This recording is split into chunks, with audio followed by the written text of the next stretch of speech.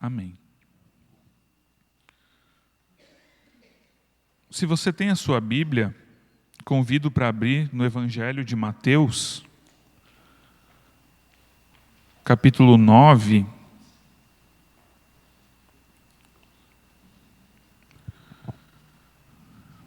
Evangelho de Mateus, capítulo 9, o versículo 35, e nós lemos até o versículo 8 do capítulo 10.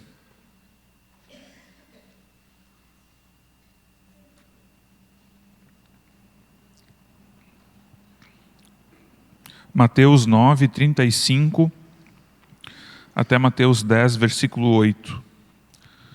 E lá diz assim: E Jesus percorria todas as cidades e aldeias, ensinando nas sinagogas, pregando o evangelho do reino e curando todo tipo de doenças e enfermidades. Ao ver as multidões, Jesus se compadeceu delas, porque estavam aflitas e exaustas, como ovelhas que não têm pastor. Então Jesus disse aos seus discípulos: A seara é grande, mas os trabalhadores são poucos. Por isso peçam ao Senhor da seara que mande trabalhadores para a sua seara. Tendo Jesus chamado seus 12 discípulos, deu-lhes autoridade sobre espíritos imundos para os expulsar e curar todo tipo de doenças e enfermidades. Ora, os nomes dos 12 apóstolos são estes: primeiro Simão, chamado Pedro, e André seu irmão, Tiago, filho de Zebedeu, e João seu irmão, Filipe e Bartolomeu, Tomé e Mateus o publicano, Tiago, filho de Alfeu, e Tadeu, Simão o Zelote e Judas Iscariotes, que foi quem o traiu. Jesus enviou esses 12, dando-lhes as seguintes instruções: Não tomem o caminho que leva aos gentios, nem entrem nas cidades dos samaritanos, mas de preferência procurem as ovelhas perdidas da casa de Israel. Pelo caminho, preguem que está próximo o reino dos céus. Curem enfermos, ressuscitem mortos, purifiquem leprosos, expulsem demônios. Vocês receberam de graça, portanto, deem de graça.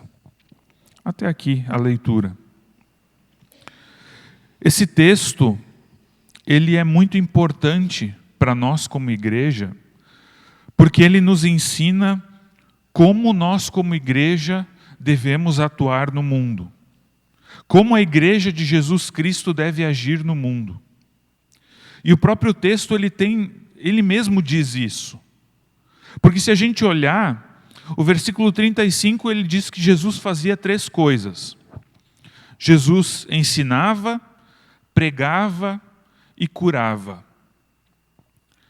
E depois, lá no capítulo 10, quando Jesus envia os discípulos também devem pregar, devem ensinar, devem curar.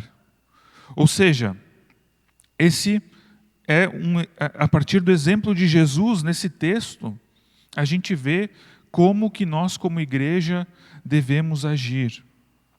Esse texto quer ensinar como que deve ser o ministério da igreja.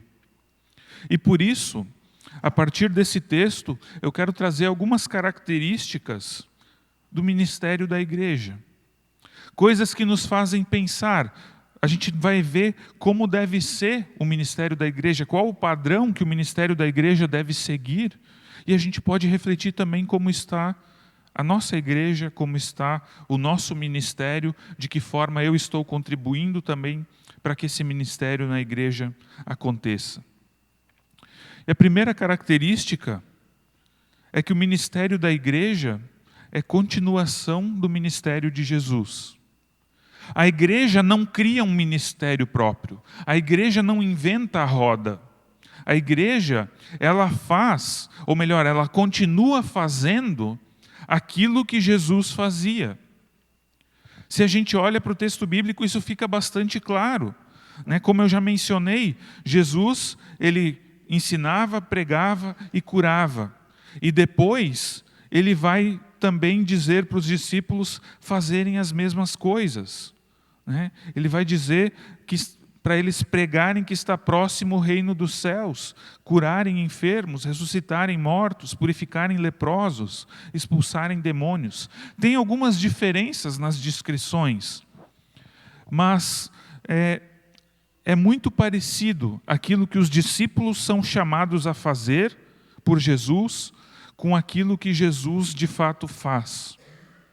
Com a diferença de que talvez o ministério dos discípulos ele tem algumas questões a mais ali que no ministério de Jesus não é mencionado. Os discípulos não ensinam pelo que o texto diz.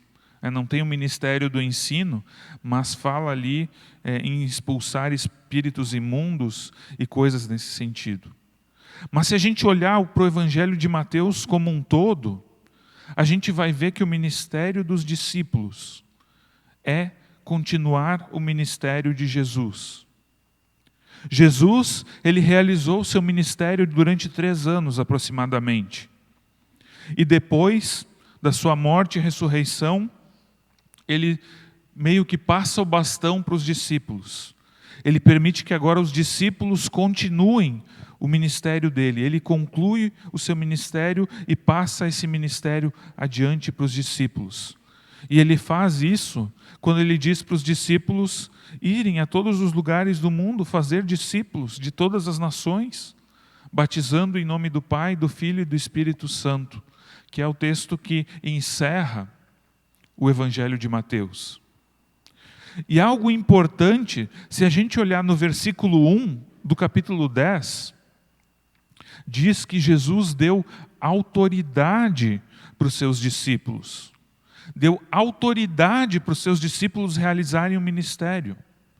E isso é muito importante. E a gente sabe que, a partir dessa autoridade, e depois em Pentecostes, com o envio do Espírito Santo, o Espírito Santo é aquele que cria a igreja, que mantém a igreja e que move a igreja adiante para que a igreja exerça o ministério de Jesus com autoridade. E nós somos a igreja de Jesus. Nós precisamos realizar o ministério de Jesus a partir da autoridade que Jesus nos dá. Por isso, o ministério na igreja não é o ministério da igreja. É o ministério de Jesus na igreja. Isso é importante. Nós não temos um ministério, nós não criamos um ministério. O nosso ministério é o ministério do próprio Jesus. E nós realizamos ele impulsionados pelo Espírito Santo, impulsionados pelo Deus que nos santifica e que nos dá os dons que nós necessitamos para realizar esse ministério. Podermos fazer parte do ministério de Jesus é um privilégio muito grande, mas ao mesmo tempo é também uma responsabilidade. Será que a gente entende, como igreja, que o ministério não é nosso? O ministério não pertence a nós, é um ministério de Deus, de Jesus Cristo? Ou será que a gente muitas vezes não transforma o ministério num empreendimento nosso, em algo que vem de nós? Será que o nosso ministério ele está em sintonia com o ministério do Senhor da igreja? Uma segunda característica, ela é bastante parecida com a primeira, mas se o ministério da igreja é a continuação do ministério de Jesus, isso significa que o ministério de Jesus é referência, é modelo para o ministério da igreja. Nós não devemos exercer um ministério a partir dos nossos próprios padrões, a partir das nossas próprias metas. A gente deve fazer um ministério que segue o modelo de Jesus. E, gente, isso é muito difícil, principalmente no nosso tempo. Porque a gente vive numa época onde o sucesso é a palavra da vez. Todo mundo quer ter sucesso. Quer seja no seu trabalho, na sua vida profissional, na sua vida pessoal. E o sucesso, ele possui algumas marcas que o identificam. Uma pessoa é bem-sucedida quando ela é eficiente, quando ela alcança metas, quando ela tem reconhecimento, quando ela tem dinheiro. E tudo isso, muitas vezes, é transplantado também para dentro da igreja. E muitas vezes a gente quer avaliar o ministério da igreja a partir da eficiência desse ministério. Se esse ministério está sendo eficiente, se ele está alcançando números, o impacto que ele está causando na sociedade, talvez a quantidade de pessoas, a quantidade de programações, a quantidade de dinheiro em caixa. E muitas vezes a gente quer avaliar se a igreja ela é boa ou não a partir desse tipo de critério. A partir de critérios que o mundo coloca. Mas a igreja não pode ser avaliada por esses critérios. Eu não estou dizendo que ter muita gente dentro da igreja, que ter uma igreja cheia, que ter uma igreja relevante na sociedade são coisas ruins. Que ser reconhecido, que ter muito dinheiro em caixa, são coisas ruins. Não, são coisas boas. Mas não são por essas coisas que uma igreja deve ser avaliada. Não são sinais que medem sucesso da igreja, que medem o desempenho do ministério. O sucesso da igreja, ele deve ser medido por um critério apenas: fidelidade a Jesus Cristo. Se o ministério da igreja é fiel a Jesus Cristo, então é um ministério bem-sucedido. Ponto final. Agora, se não é um ministério fiel a Jesus Cristo, não é um ministério bem-sucedido. E por que isso é tão importante? Porque no mundo que a gente vive hoje, existem igrejas que não têm a menor fidelidade a Jesus Cristo.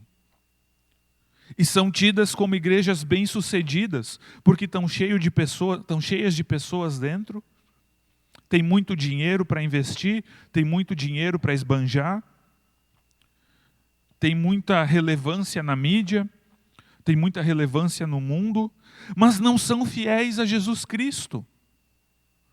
E esse é o critério. A fidelidade a Jesus Cristo deve ser o nosso critério como igreja. Deve ser o nosso critério para avaliar o ministério. O conteúdo do ministério de Jesus é o ensino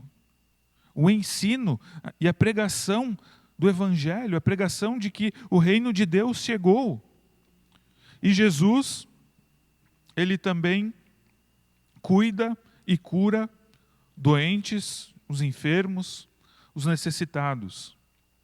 Ou seja, fidelidade a Jesus Cristo significa ensino correto, a doutrina correta, a pregação e o cuidado. A cura ou o cuidado aos enfermos, a cura ou o cuidado dos necessitados. Jesus Cristo é a verdade que deve ser ensinada. Jesus Cristo é a verdade, ponto final. Jesus Cristo é aquele que trouxe a boa nova, o evangelho de que o reino dos céus começou e que a gente pode viver nesse reino. E ter também os benefícios de viver nesse reino a partir de uma vida de obediência. E nós como igreja somos chamados a anunciar esse reino, convidar pessoas para participar desse reino. Esse é o nosso chamado. Jesus Cristo, quando ele veio para o mundo, ele trouxe uma inversão de valores. Ele inverteu muita coisa. O pecado, ele nos escraviza. E a escravidão do pecado é viver uma vida egoísta. O pecado, ser escravo do pecado, significa viver uma vida que pensa somente em si mesmo. E Jesus ele veio para nos libertar dessa escravidão. E nos libertar dessa escravidão significa que nós somos livres para viver em favor das outras pessoas. Eu não sou mais escravo de mim mesmo. Eu não sou mais obrigado a ficar vivendo pensando só em mim mesmo. Eu posso ter liberdade de amar o próximo, de cuidar do próximo, de suprir as necessidades do próximo. E eu penso que nesse tempo que a gente vive, nessa semana que a gente viveu aqui em São Leopoldo, isso também precisa aparecer como igreja cristã, o cuidado pelo próximo, o cuidado pelo necessitado, o cuidado por aquele que sofre. Então a gente precisa se perguntar, qual é o nosso critério para medir o sucesso de um ministério na igreja?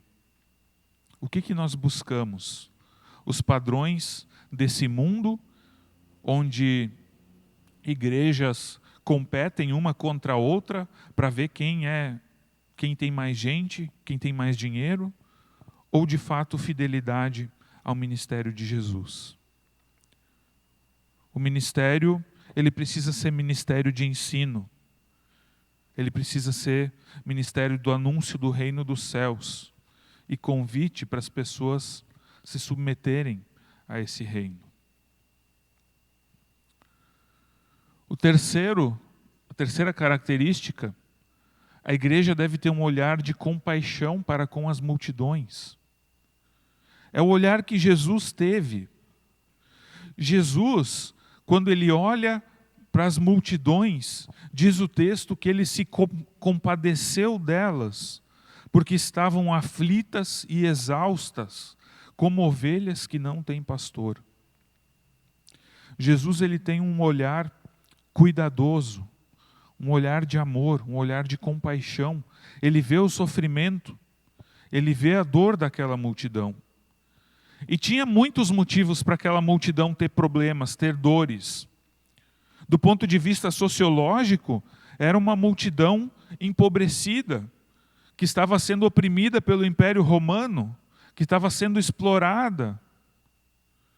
E talvez, se nós olhássemos de um ponto de vista puramente sociológico, a gente poderia tentar ajudar essa multidão de alguma forma, Jesus poderia tentar ajudar essa multidão de alguma forma.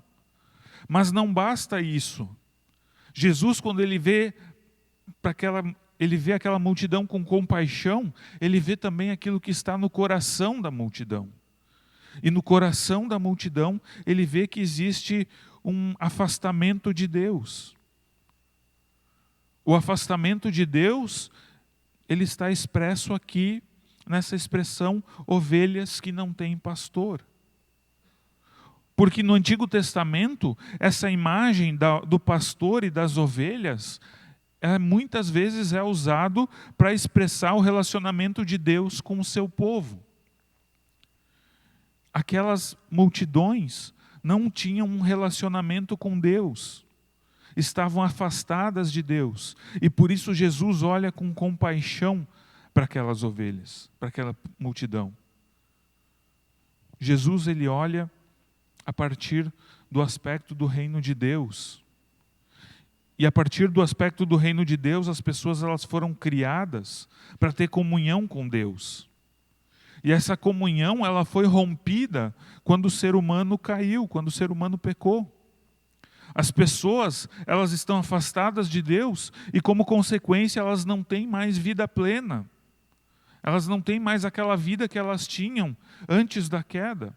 Se tornaram ovelhas perdidas. E para que as pessoas tenham novamente uma vida plena, elas precisam se reconciliar com Deus. Elas precisam conhecer e ter acesso a esse Deus. Não é errado aquilo que eu falei antes, de ver as multidões e perceber que elas que eram pessoas pobres, pessoas que estavam sendo oprimidas pelo império da época. Não é errado ver isso. Mas a gente precisa ver também como igreja com os olhos de Jesus.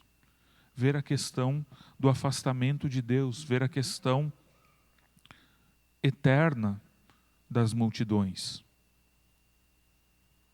O olhar de Jesus, ele nos ajuda bastante, porque Jesus, ele não olhava só para uma parte do ser humano. Jesus, ele enxerga o ser humano como um ser integral. corpo e alma. Muitas vezes a gente tem a tendência de dizer que nós precisamos salvar almas para Jesus. Não está errado, mas não é tudo. Jesus, ele não cuidava só da salvação das pessoas, ele cuidava também do corpo das pessoas. Quando as pessoas estavam doentes e padeciam, quando as pessoas tinham fome, Jesus, ele cuidava disso também. A salvação de Jesus, ela é integral. Para Deus, o ser humano é integral. E nós, como igreja, precisamos olhar isso assim como Jesus olhava. Não adianta nada a gente pregar o evangelho para uma pessoa morrendo de fome, se a gente primeiro não der pão para essa pessoa comer. Porque uma pessoa morrendo de fome não consegue entender o que você está falando. E assim Jesus, ele tinha essa visão. Ele não apenas ensinava e pregava, mas ele também curava. E ele também olhava para o coração. Ele olhava com compaixão para as pessoas. Jesus, ele olha para o lado físico, ele tem compaixão com o lado físico da nossa vida, mas também com o lado espiritual. Porque nós somos seres integrais. Não dá para dividir o corpo e a alma. Não dá para dizer que o Rafael é só corpo ou que o Rafael é só alma. Não, o Rafael é corpo e alma. É um ser só. Jesus, ele vê a necessidade daquelas multidões e sente compaixão. Compaixão tem a ver com a palavra paixão. Não sei se você sabe, mas paixão significa sofrimento. Pathos em grego. Paixão é sofrimento. E compaixão tem a ver com sofrer junto. Jesus, ele sofreu junto com aquelas multidões. Ele se deixou ser tocado pelo sofrimento que ele viu. E ele fica comovido. E a partir dessa comoção, ele age. Ele se move em direção daquela multidão de pessoas necessitadas de vida plena. Pessoas que necessitavam de pão, de cura e de reconciliação com Deus. E na verdade, se a gente olha para Jesus e a gente pensa bem, Jesus, ele veio para o mundo exatamente para nos trazer reconciliação com Deus. Porque o mundo estava perdido. Mas Deus amou ao mundo e enviou o seu Filho para poder ter reconciliação. E por isso nós, como igreja, precisamos avaliar como nós enxergamos as multidões. Será que a gente ainda se compadece das multidões que são como ovelhas sem pastor? Ou a gente julga, a gente discrimina porque não vivem o padrão moral que nós, cristãos, devemos viver? Uma quarta característica é que o ministério da igreja, ele é realizado com oração e com ação. Jesus, ele diz para os seus discípulos orarem. Ele diz para eles pedirem ao Senhor da seara que mande trabalhadores para a seara.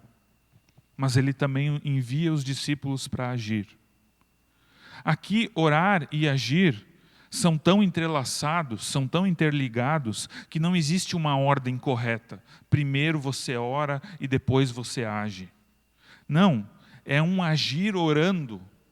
É tudo entrelaçado. Você precisa orar e você precisa agir como cristão. Nós, como igreja, precisamos orar e precisamos agir. Uma coisa está interligada com a outra. Não existe sequência. A ênfase é que as duas coisas devem acontecer constantemente. E elas são essenciais para o ministério. E Jesus, ele já dá o conteúdo da oração. Ele diz o que deve ser pedido. Os discípulos devem pedir que Deus mande trabalhadores para a sua seara. Porque a lavoura está madura para a colheita. Está na hora de colher, mas falta gente para colher. Falta gente para trabalhar. Parece que desde a época de Jesus e todo o período da igreja primitiva, sempre faltou gente para trabalhar na igreja. Sempre faltou gente para se envolver no ministério. As pessoas, elas precisam ser resgatadas do pecado e da morte. Mas para elas serem resgatadas, precisa de pessoas já resgatadas que resgatem elas. E esse aspecto muitas vezes falta. Muitas vezes faltam pessoas para resgatar, para ir até aqueles que precisam de resgate. Existe uma garantia aqui, nesse versículo, nesse texto. Nunca vai faltar trabalho na igreja. Se você tem a vontade de ajudar, se você tem a vontade de se envolver, coisa para fazer sempre tem. E sempre tem de sobra. Sempre tem mais o que nós podemos fazer como igreja. A gente nunca como igreja pode dizer que o nosso trabalho terminou, porque isso nunca vai acontecer, só vai acontecer no dia do Senhor. Até lá, o nosso trabalho permanece e ele é constante. Jesus, ele nos chama para a missão, ele nos chama para fazer discípulos, e ele nos capacita para isso também. Ele nos acompanha nesse trabalho da colheita, da produção de frutos. Afinal de contas, não sou eu que quero que as pessoas sejam salvas, não é você que quer que as pessoas sejam salvas. O maior interessado na salvação das pessoas é o próprio Deus. É Deus que quer que o ministério da igreja frutifique. É Deus que quer que a igreja tenha relevância no mundo. É Deus que quer que a igreja se encha de pessoas para o adorar, para o louvar e para terem suas vidas transformadas.